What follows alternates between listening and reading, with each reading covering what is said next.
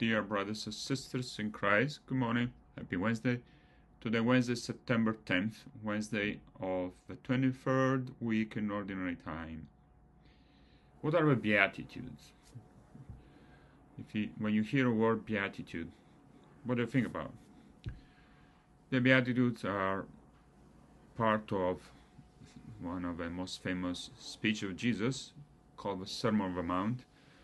It's a long speech that contains the bulk, let's say, of Jesus' teachings.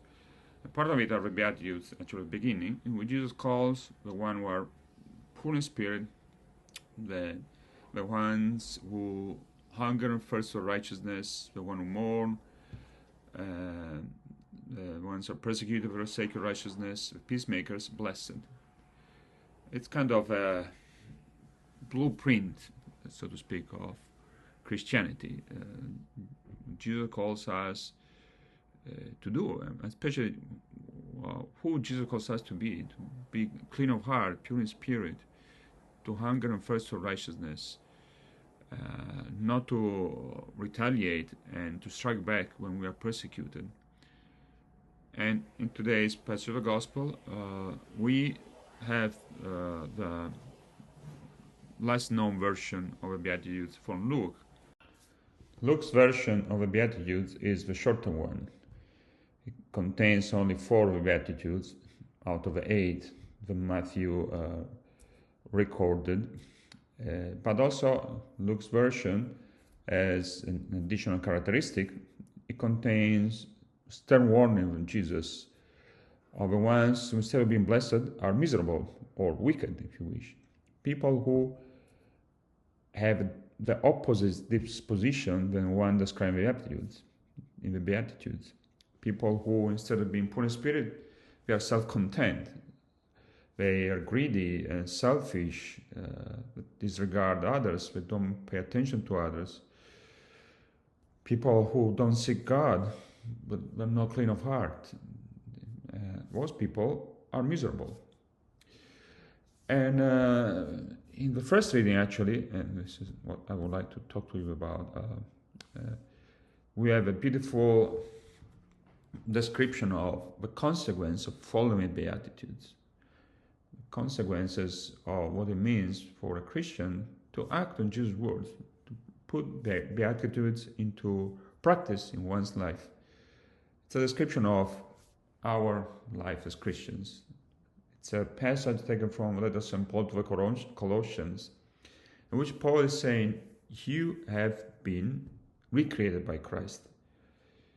Since you have taken off the old self, which it practices, and have put on the new self, so you should behave differently. You are different. You've taken off the old self with what Jesus describes as miserable attitudes. Selfishness, greed, malice, slander, anger, impurity, and so forth. We have discarded all of this. We put on a new self, we are new creatures. We are new. We have been made new in baptism. We are God's children, God's sons and daughters, and made at the image of a Creator.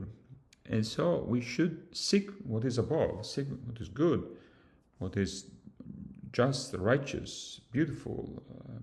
We seek mercy and seek and practice mercy, compassion, forgiveness, goodness. Paul is saying, you have been made new by Christ.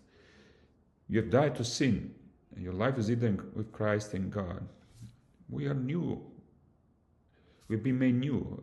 We are God's sons and daughters, so we should seek what is good, what is above. We could be summarized in one word: holiness. Holiness is not perfection, but holiness, we can say, contains everything we have been made for. All the good things, all good stuff we have been made for. Goodness, mercy, beauty, compassion, justice, selflessness, everything that Jesus taught us. But also, and that's the last thing I want to say, Paul adds this beautiful kind of ending to his description of Christian life, a fully lived Christian life. There is no Jew or Greek, says Paul, circumcision, uncircumcision, barbarian, Scythian, slave free. But Christ is all and in all. Unity, we're all together as a family, God's family. There is no distinction, no division, as Paul is saying. There is no slave or free, Jew or Greek, progressives or liberals, progressives or conservatives. We're all one in Christ. We have differences, different opinions. We're different in the way we look, the way in which we behave, the way in which we speak. But Christ is all and in all. Christ has called us together, keeps us together, and He's the one who holds His church together, and is called us, the one who's called us to be here together. So unity is, of course, one of the main features of the Catholic Church. We believe in one church, but also unity means really to be together. Unity supersedes all divisions, cancels out all divisions. We're all one, and that's a beauty. It's possible to be together even if we're different, as long as we follow Christ, we hear His voice, and we live the gospel in daily life. It's possible to be together as one. That's what it means to be Catholics, to be in the Catholic Church. Take care and God bless.